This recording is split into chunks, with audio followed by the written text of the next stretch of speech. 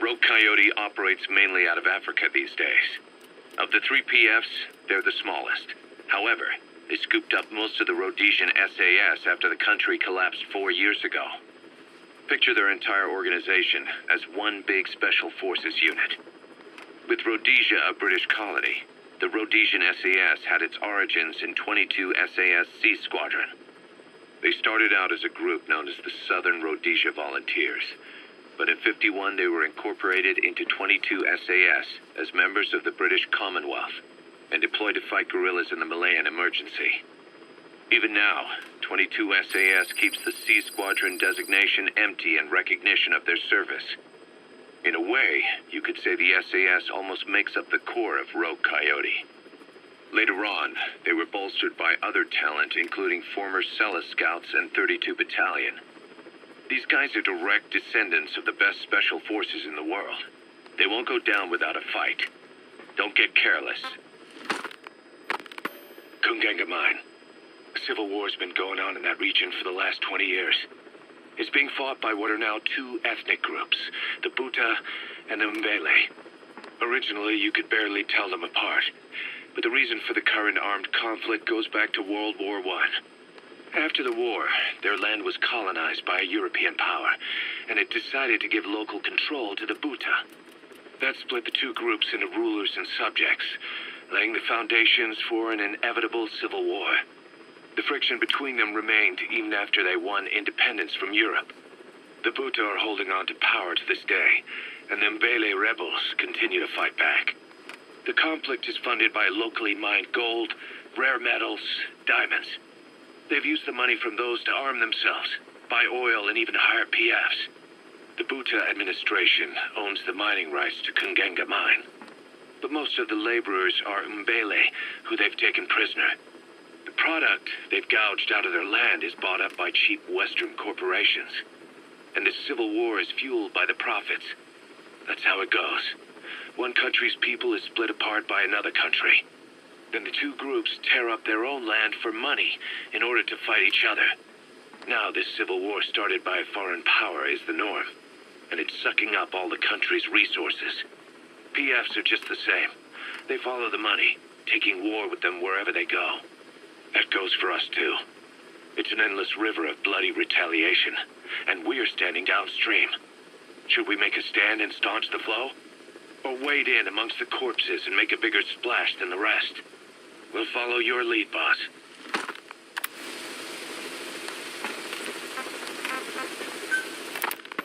Boss, sorry to keep you waiting. We finally finished analyzing that yellow cake Cypher was moving. There was nothing unusual about the composition of the yellow cake itself. Most of it was oxidized uranium, with the rest being impurities, various metals as well as traces of organic matter. What's interesting is the composition of these impurities. When we checked them against the impurities found in the copper ore, it was clear the yellow cake didn't come from Shinkolobwe, meaning they went to the trouble of mining two sources of uranium, then transported them together in different states. Another thing, we detected a very thin layer of highly enriched uranium in the middle of the yellow cake. Now that is very interesting. It may not be a lot, but it points to the existence of uranium-enriching technology. After all, yellow cake can't naturally produce highly enriched uranium. If they could mass-produce this, they'd be just one step away from a gun barrel-type nuclear bomb. But uranium enrichment requires advanced technology and a large-scale facility. If that kind of place existed in Zaire, the Soviet Union wouldn't sit idly by. And there's another question. Where were they transporting the yellow cake and malachite uranium? The first place that comes to mind is South Africa. The government was supposed to have abandoned nuclear weapons development after caving to international pressure. But rumors persist that it's continued in secret. Plus, CRS were escorting the truck, and they're based out of South Africa. And then South Africa does have an abandoned test site. If Cypher's involved with nuclear development in South Africa. But how would that fit with their weapon to surpass Metal Gear? We need more information. Shinkolobwe. There's a name I haven't heard in a while. The U.S. bought a lot of uranium from Shinkolobwe mine during World War II for the Manhattan Project.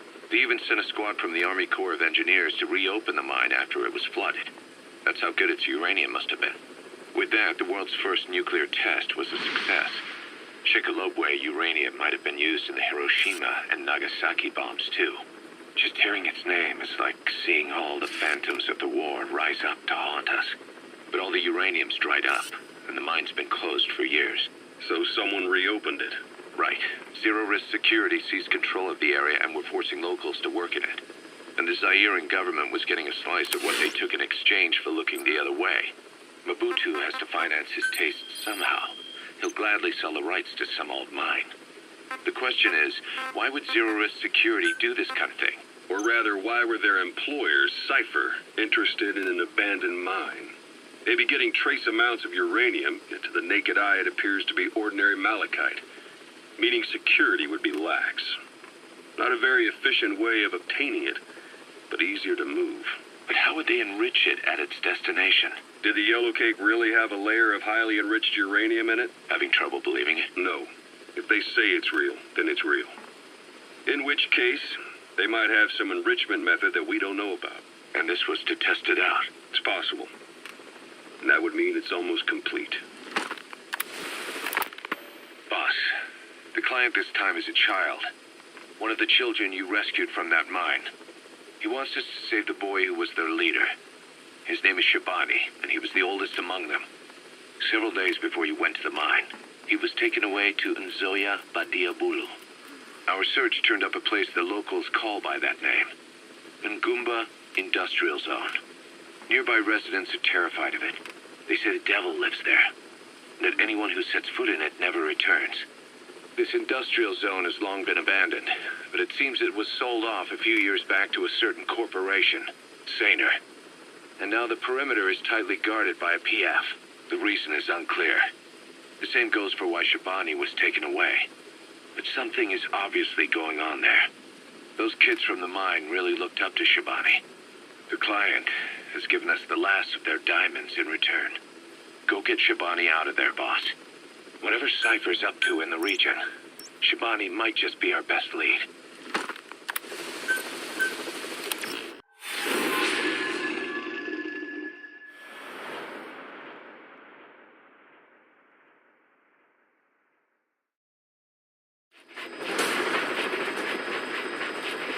The target is Shabani. He was the leader of the boys being forced to work at the mine. He was separated from the others and taken away to Ngumba Industrial Zone. The locals call this place Nzoia Badia Bulu, the Devil's House.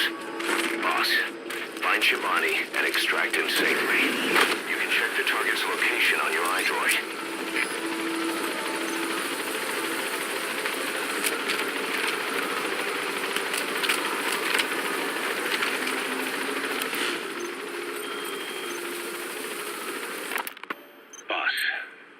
This time is a child.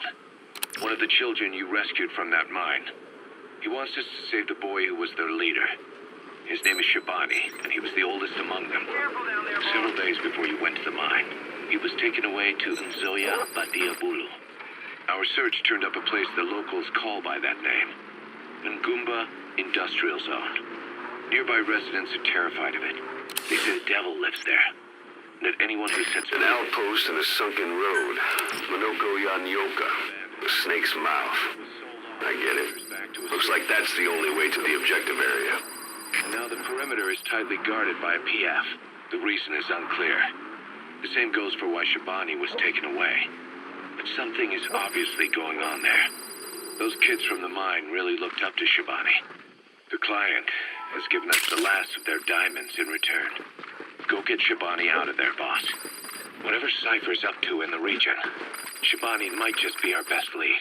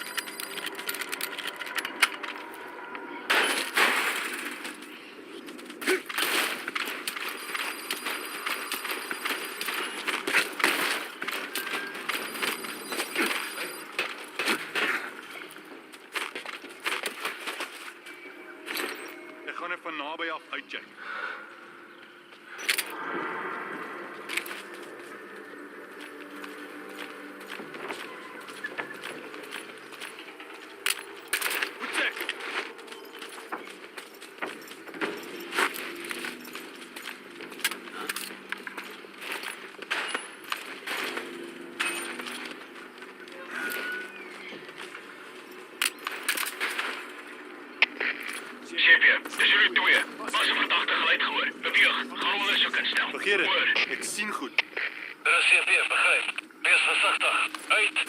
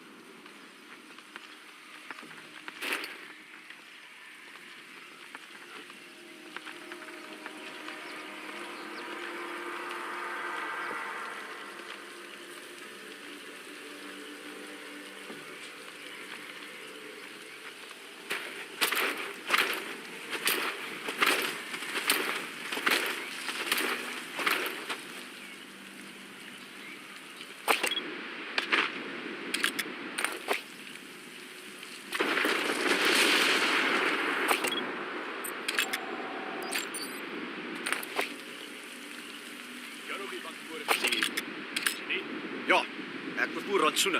Is die rivier oeverwagpos daarvoor? Ja, maar jy kan nie by die rivier kom te voet nie. So is dit waar dat die laaste bestede daar dood is. Wat? Nee. Moet ek bekommerd wees oor al daai verkoelde lyke by die stasie? Genoeg vrae. Weer heeltyd op die slagveld. Wat kaarts in daai tent? Jy weet dit goed bestuur. Ja, meneer.